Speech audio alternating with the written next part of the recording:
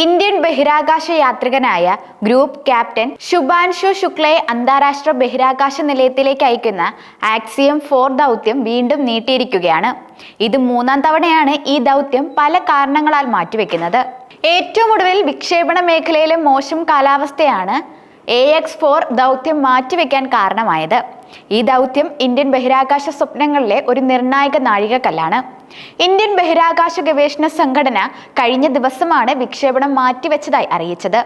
വിക്ഷേപണ മേഖലയിൽ, അതായത് അസെന്റ് കോറിഡോറിൽ ശക്തമായ കാറ്റ് അനുഭവപ്പെടുന്നതാണ് വിക്ഷേപണം നീട്ടാൻ കാരണമെന്ന് സ്പേസ് എക്സ് വിശദീകരിച്ചിട്ടുണ്ട്. 2025 ജൂൺ 11 കെന്നഡി ബഹിരാകാശ കേന്ദ്രത്തിൽ അനുകൂലമായ കാലാവസ്ഥയാണെങ്കിൽ ആക്സിയം 4 ദൗത്യം വിക്ഷേപിക്കും. മുൻപ് മെയ് 29 വിക്ഷേപിക്കാൻ തീരുമാനിച്ചിരുന്ന ഈ ദൗത്യം പിന്നീട് ജൂൺ 8 തുടർന്ന് സാങ്കേതിക പ്രശ്നങ്ങൾ കാരണം ജൂൺ 10 മാറ്റിയിരുന്നു. അവിടെ നിന്നാണ് ഇപ്പോൾ ഒരു ദിവസം കൂടി കൂട്ടി ജൂൺ 11 എത്തിയിരിക്കുന്നത്. ഇന്ത്യ, US, പോളണ്ട്, ഹംഗറി എന്നിവിടങ്ങളിൽ നിന്നുള്ള ബഹിരാകാശ യാത്രികരെ ഉൾക്കൊള്ളുന്ന ഒരു അന്താരാഷ്ട്ര ദൗത്യമാണിത്. Axiom space, NASA, SpaceX, Indian space research organisation എന്നിവയുടെ എല്ലാം കൂട്ടായ സഹകരണത്തിലാണ് ഈ ദൗത്യം നടക്കുന്നത്. ഭാവിയിൽ ഇന്ത്യയുടെ ബഹിരാകാശ ഗവേഷണങ്ങൾക്കും മനുഷ്യനെ ബഹിരാകാശത്തേക്ക് അയക്കുന്നതിനുള്ള പദ്ധതികൾക്കും ഈ ദൗത്യം വലിയ സഹായം നൽകും. ഇന്ത്യൻ വ്യോമസേന പൈലറ്റും ISRO ബഹിരാകാശ യാത്രികനുമായ ഗ്രൂപ്പ് ക്യാപ്റ്റൻ ശുഭാൻഷു ശുക്ല ഈ മിഷന്റെ പൈലറ്റായി സേവനമനുഷ്ഠിക്കും. മിഷൻ കമാൻഡറായി മുൻ നാസ ബഹിരാകാശ യാത്രികനായ പെഗ്ഗി വിറ്റ്സൺ നേതൃത്വം നൽകും. കൂടാതെ ഹംഗറിയിൽ നിന്നും പോളണ്ടിൽ നിന്നുള്ള സ്പെഷ്യലിസ്റ്റുകളും ഈ സംഘത്തിലുണ്ട്. യൂറോപ്യൻ ബഹിരാകാശ ഏജൻസിയിലെ പ്രൊജക്ട് ബഹിരാകാശ യാത്രികനായ സ്ലാവോസ് ഉസ്നാസ്കിയ 1978 ശേഷമുള്ള 2ാമത്തെ പോളിഷ് ബഹിരാകാശ യാത്രികനാകും. 1980 ശേഷമുള്ള 2ാമത്തെ ദേശീയ ഹംഗേറിയൻ ബഹിരാകാശ യാത്രികനായിരിക്കും Tibor Kapu. ISRO chairman doctor V Narayanan ഉൾപ്പെടെയുള്ളവർ ഈ വാർത്ത സ്ഥിരീകരിച്ചിട്ടുമുണ്ട്. കേന്ദ്രമന്ത്രി ഡോക്ടർ ജിതേന്ദ്ര സിംഗും എക്സിൽ ഒരു പോസ്റ്റിൽ ഇതുമായി ബന്ധപ്പെട്ട വിശദാംശങ്ങൾ പങ്കുവച്ചിരുന്നു. പ്രതികൂല കാലാവസ്ഥ കാരണം ദൗത്യം ഒരു ദിവസത്തേക്ക് മാറ്റിവെച്ചതായിട്ടാണ് അദ്ദേഹം തന്റെ പോസ്റ്റിൽ കുറിച്ചത്. കെന്നഡി സ്പേസ് സെന്ററിലെ ലോഞ്ച് കോംപ്ലക്സ് 39A നിന്ന് ഫാൽക്കൺ 9 റോക്കറ്റ് ഉപയോഗിച്ച് പുതിയ സ്പേസ് എക്സ് ഡ്രാഗൺ ബഹിരാകാശ പേടകത്തിലാണ് ആക്സിയം 4 സംഘം യാത്ര ചെയ്യുക. AX4 ദൗത്യം വിജയകരമാവുകയാണെങ്കിൽ ബഹിരാകാശ യാത്രികർ അന്താരാഷ്ട്ര ബഹിരാകാശ നിലയത്തിൽ 14 ദിവസം വരെ ചിലവഴിക്കും.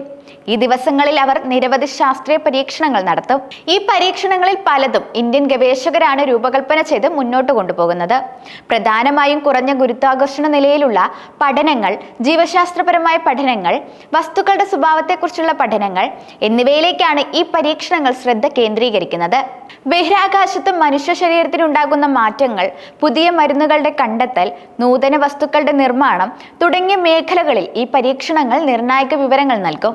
അതേസമയം ഈ ദൗത്യം വിജയകരമാവുകയാണെങ്കിൽ 1984 രാകേഷ് ശർമ്മയ്ക്ക് ശേഷം ബഹിരാകാശത്തേക്ക് പോകുന്ന ഇന്ത്യയിലെ 2ാമത്തെ ദേശീയ ബഹിരാകാശ യാത്രികനാകും ഗ്രൂപ്പ് ക്യാപ്റ്റൻ ശുഭാൻഷു ശുക്ല. ഇന്ത്യയുടെ ബഹിരാകാശ ചരിത്രത്തിലെ ഒരു സുപ്രധാന നിമിഷമാണിത്. ഇന്ത്യൻ വംശജരായ നിരവധി പേർ ബഹിരാകാശത്ത് എത്തിയിട്ടുണ്ടെങ്കിലും അവരിൽ ലോകം ഏറെ ശ്രദ്ധിച്ച വ്യക്തിത്വമാണ് സുനിത വില്യംസിൻ്റേത്. ഇന്ത്യൻ വംശജയാണെങ്കിലും അമേരിക്കൻ ബഹിരാകാശ ഏജൻസിയായ നാസയുടെ ഭാഗമായിട്ടാണ് സുനിത ബഹിരാകാശ യാത്രകൾ നടത്തിയത്. ബഹിരാകാശത്ത് ഏറ്റവും കൂടുതൽ നേരം നടന്ന സ്ത്രീ എന്ന റെക്കോർഡ് ഉൾപ്പെടെ നിരവധി ബഹിരാകാശ റെക്കോർഡുകൾക്ക് സുനിത ഉടമയാണ്. 2006 തുടങ്ങിയ അവരുടെ ആദ്യ ബഹിരാകാശ യാത്രയിൽ 195 ദിവസം അവർ ബഹിരാകാശത്ത് ചെലവഴിച്ചിരുന്നു. പിന്നീട് 2012 അവർ അന്താരാഷ്ട്ര ബഹിരാകാശ നിലയത്തിലേക്ക് യാത്ര ചെയ്തു. ആകെ 322 ദിവസത്തിലധികം അവർ ബഹിരാകാശത്ത് ചിലവഴിച്ചിട്ടുണ്ട്. രാകേഷ് ശർമ്മയുടെയും സുനിത വില്യംസിന്റെ യാത്രകൾ ഇന്ത്യൻ യുവതലമുറയ്ക്ക് ബഹിരാകാശ ഗവേഷണത്തിന് വലിയ പ്രചോദനം നൽകുന്നതാണ്. ഇപ്പോൾ ശുഭാൻഷു ശുക്ലയുടെ ദൗത്യം ഇന്ത്യയുടെ ബഹിരാകാശ യാത്രകളിൽ പുതിയ പ്രതീക്ഷകൾ നൽകുന്നതാണ്. ഇത് ഇന്ത്യയുടെ സാങ്കേതിക മുന്നേറ്റങ്ങളുടെയും അന്താരാഷ്ട്ര സഹകരണങ്ങളുടെയും ഒരു പ്രതീകം കൂടിയാണ്. ബഹിരാകാശ ദൗത്യങ്ങൾ കേവലം ശാസ്ത്രീയ പരീക്ഷണങ്ങളിൽ മാത്രം ഒതുങ്ങുന്നില്ല. അവ പുതിയ സാങ്കേതിക വിദ്യകളുടെ വികസനത്തിനും കാലാവസ്ഥാ മാറ്റങ്ങളെക്കുറിച്ച് പഠിക്കുന്നതിനും പ്രകൃതി വിഭവങ്ങൾ കണ്ടെത്തുന്നതിനും ആശയവിനിമയ സംവിധാനങ്ങൾ മെച്ചപ്പെടുത്തുന്നതിനും നിർണായകമാണ്. വിവിധ രാജ്യങ്ങളുടെ ബഹിരാകാശ ഏജൻസികൾ ഒരുമിച്ച് പ്രവർത്തിക്കുന്നത് വലിയ വെല്ലുവിളികൾ നേരിടുന്നതിനും വിഭവങ്ങൾ പങ്കിടുന്നതിനും സഹായിക്കുന്നുണ്ട്. ആക്സിയം 4 ദൗത്യം വിജയകരമാവുകയാണെങ്കിൽ ഇത് ഇന്ത്യയുടെ മനുഷ്യനെ ബഹിരാകാശത്തെ അയക്കുന്നതിനുള്ള ഗഗയാൻ പദ്ധതിക്ക് വലിയ ആക്കം കൂട്ടും. ഭാവിയിൽ കൂടുതൽ ഇന്ത്യൻ ബഹിരാകാശ യാത്രികർക്ക് ബഹിരാകാശത്തേക്ക് പോകാൻ ഇത് വഴിയൊരുക്കും. ബഹിരാകാശ ഗവേഷണത്തിൽ ഇന്ത്യയുടെ സ്ഥാനം കൂടുതൽ ശക്തിപ്പെടുത്തുന്നതിനും ഈ ദൗത്യം സഹായകരമാകും. ഈ സംഭവ വികാസങ്ങളെല്ലാം ആഗോള ബഹിരാകാശ മേഖലയിൽ ഇന്ത്യയുടെ വർദ്ധിച്ചു വരുന്ന പങ്കിനെയാണ് സൂചിപ്പിക്കുന്നത്. വരും വർഷങ്ങളിൽ ബഹിരാകാശ രംഗത്ത് ഇന്ത്യ കൂടുതൽ വലിയ മുന്നേറ്റങ്ങൾ നടത്തുമെന്നാണ് പ്രതീക്ഷിക്കുന്നത്. അതേസമയം അന്താരാഷ്ട്ര ബഹിരാകാശ നിലയത്തിൽ 256 ദിവസം അപ്രതീക്ഷിതമായി കഴിഞ്ഞ ശേഷം ഭൂമിയിലേക്ക് തിരിച്ചെത്തിയ സുനിത വില്യംസും ബുച്ച് വിൽമോറും ഇപ്പോഴും ഗുരുത്വാകർഷണവുമായി പൊരുതുകയാണ്. തിരിച്ചു വന്ന് 10 ആഴ്ച കഴിഞ്ഞിട്ടും തങ്ങളുടെ ശരീരം ഇപ്പോഴും ബഹിരാകാശത്ത് ഒഴുകി നടക്കുന്നത് പോലെ തോന്നുന്നുണ്ടെന്നാണ് അവർ പറയുന്നത്. കുറഞ്ഞ ഗുരുത്വാകർഷണത്തിൽ കഴിഞ്ഞതിന്റെ ബുദ്ധിമുട്ടുകൾ ഇവർക്ക് ഇപ്പോഴും മാറിയിട്ടില്ല. ബഹിരാകാശത്തേക്ക് പോകുന്നതിന് മുൻപുണ്ടായിരുന്ന ചില ആരോഗ്യ പ്രശ്നങ്ങൾ അവിടെ പോയപ്പോൾ മാറിയിരുന്നു. എന്നാൽ ഭൂമിയിൽ തിരിച്ചെത്തിയപ്പോൾ ആ പ്രശ്നങ്ങൾ വീണ്ടും തിരിച്ചു വന്നെന്നും അവർ വെളിപ്പെടുത്തുകയുണ്ടായി. ഇത് ബഹിരാകാശ യാത്ര മനുഷ്യ ശരീരത്തിന് വരുത്തുന്ന മാറ്റങ്ങൾ എത്ര വലുതാണെന്ന് കാണിക്കുന്നതാണ്. കഴിഞ്ഞ ജൂണിൽ ബോയിങ്ങിന്റെ സ്റ്റാർലൈനർ ക്യാപ്സൂളിൽ വെറും 8 ദിവസത്തെ യാത്രയ്ക്കാണ് സുനിത വില്യംസും ബുച്ച് വിൽമോറും ബഹിരാകാശ നിലയത്തിലേക്ക് പോയത്. പക്ഷെ പോയ ഉടൻ തന്നെ സ്റ്റാർലൈനർ പേടകത്തിൽ ഹീലിയം ചോർച്ചയും എഞ്ചിൻ തകരാറുകളും കണ്ടെത്തി. ഇത് അവരുടെ മടക്കയാത്ര തടസ്സപ്പെടുത്തുകയായിരുന്നു. അങ്ങനെ അവർക്ക് 256 ദിവസം, അതായത് ഏകദേശം 9 മാസമാണ് ബഹിരാകാശത്ത് കുടുങ്ങിക്കിടക്കേണ്ടി വന്നത്.